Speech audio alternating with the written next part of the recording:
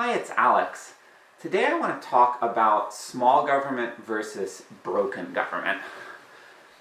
I tend to be a supporter of small government myself, and I'm not really here to debate whether or not small government is a good idea.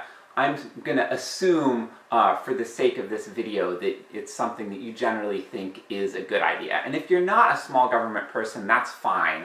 I just want to make clear, even if you're not really a small government supporter, you can still agree that it's important to not waste money and to not waste taxpayer money and so on. And also the other aspect of small government that I think is relevant is that I think we can all agree that having very complicated, burdensome laws that are unclear, laws that are constantly changing, that can be a problem. It can be a problem for people and a problem for businesses. So, whether or not you're a small government person, I think we can all agree that there's certain aspects of small government that are a good thing. Now, in the US today, you see the term small government being thrown around a lot by the Republican Party. And one of the things that really bothers me about the direction that the Republican Party has gone in recent years, and I mean like for several decades now, one of the things that really bothers me is that I don't think that they are really a small government party at all. They throw around this term, but they don't deliver. What they do deliver is broken government. And what do I mean by this? So, when I think of small government, my kind of small government ideal, I imagine a government that uses its money efficiently and effectively. So it's good at what it does, and it gets more done with less. This is not what the Republican Party has often been pushing for. And I want to give two examples in this video. The first example is the concept of penny wise, pound foolish. So often, if you're thinking of cutting expenses in your personal life, whatever, there's certain things that you might spend less money on that actually cost you more money in the end. One really simple example I have, I'm wearing a belt here. This is a really high quality belt that I bought at a yard sale. It was really cheap, and it's held up really well. It's genuine leather, it's a well-made belt. It would probably cost at least $50 buying it new, whatever. I've bought some cheap belts before and I immediately regretted it. I bought this one belt from the Perry Ellis brand. It was $15 at Burlington Coat Factory. It shredded within 3 months of me wearing it. And I'm like, okay, I'm never buying anything from the Perry Ellis brand again. And I started thinking, I need to look at the quality of belts that I'm buying. Now, how is this relevant to government?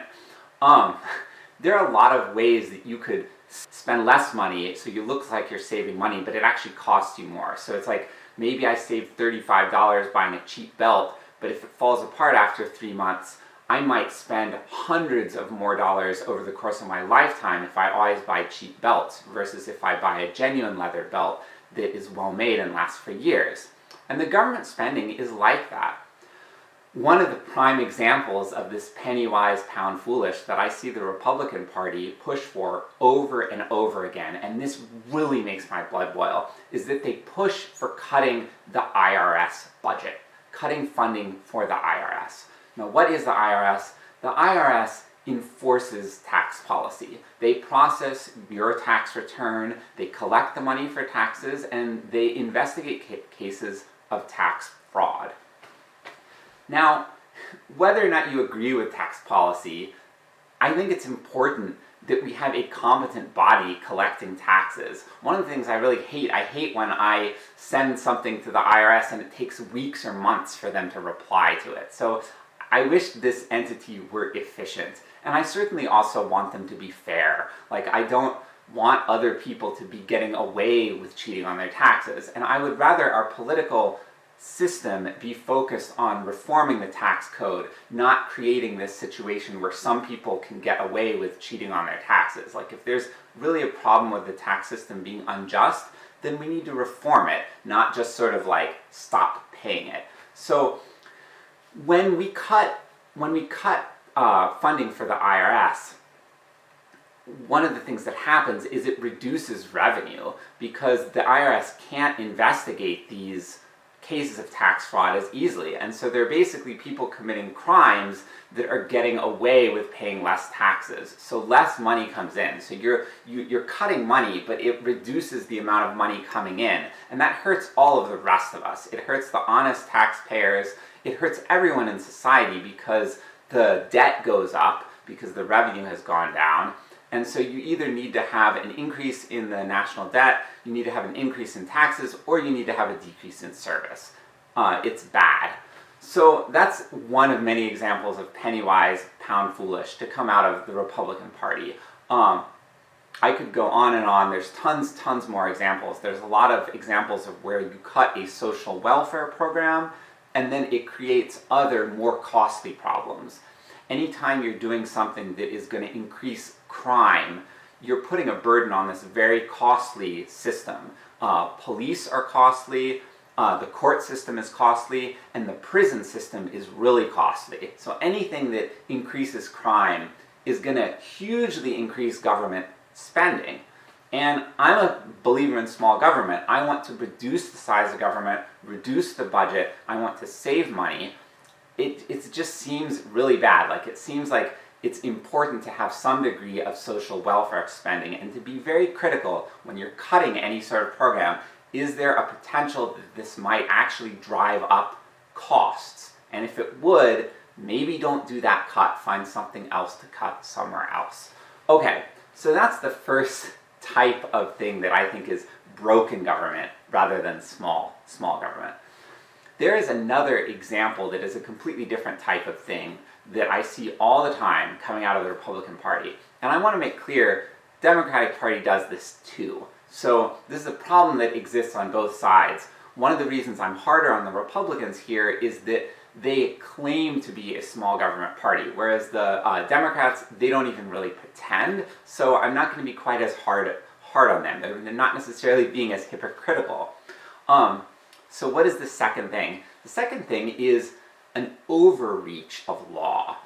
So, you are passing a law. It could be a legislative thing, or it could be an executive thing, where you have the president or you have a governor or someone, and they're doing something with their executive privilege. So like an executive order from the president. So you can have legislation or executive orders.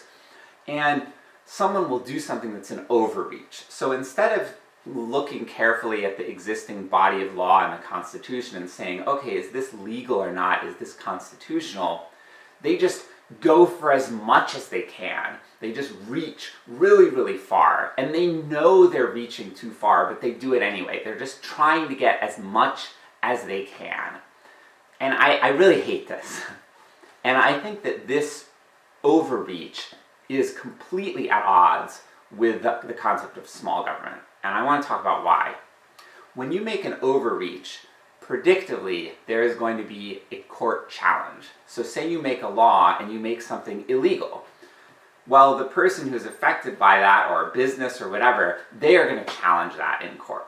And often you might even get a government challenging it in court. So if you're passing a law that is affecting the state government and you're the federal government and it affects the state government, well, the state government might sue you. You might also get a local or county government or something that might sue you. So you get all these court cases and you get the government basically suing itself. You have different aspects of government taking each other to court. And they all have lawyers, and they all go to courts. And of course, all of these systems, they all cost money.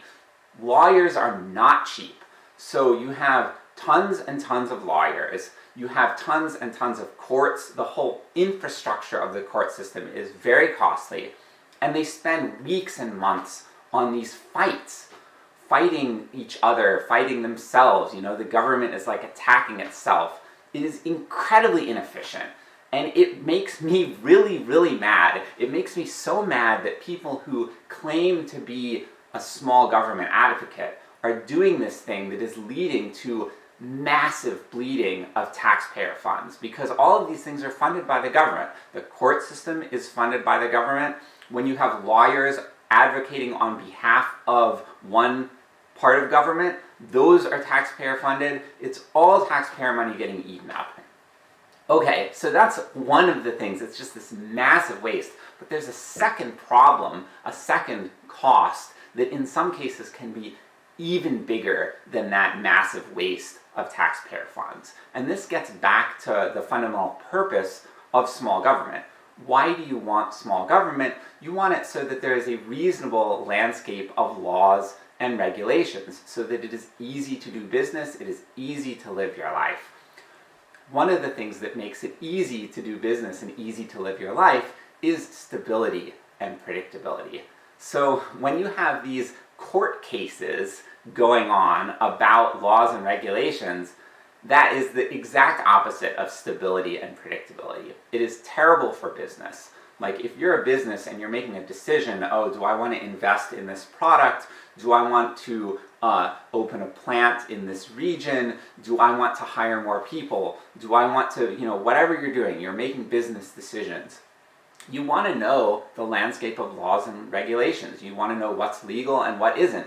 And when there are these court cases out there, it's like, oh, okay, this thing, it's legal now, but it might become illegal, but I don't know, because I don't know how that case is going to get decided, and it can go back and forth multiple times. There are all these different layers of court. It might go up to one level, and it gets overturned, and then it goes up to the next level, and then it might go the whole way to the Supreme Court.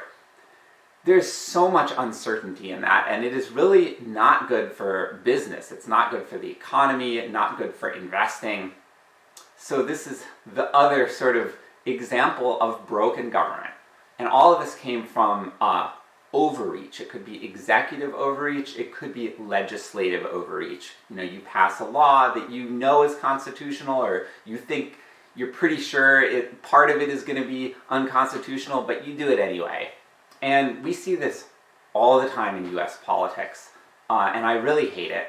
I want to call on everybody. I want to call on legislators, I want to call on executives, and I want to call on voters.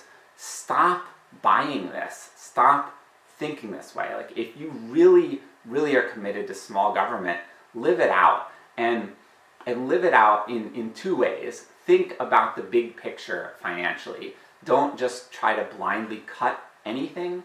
Think about what is the long-term financial implications of cutting this thing or spending on this thing. Try to think big picture and long-term. That's the first thing. And the second thing, think small in terms of making changes and contain your policy recommendations, your policy changes.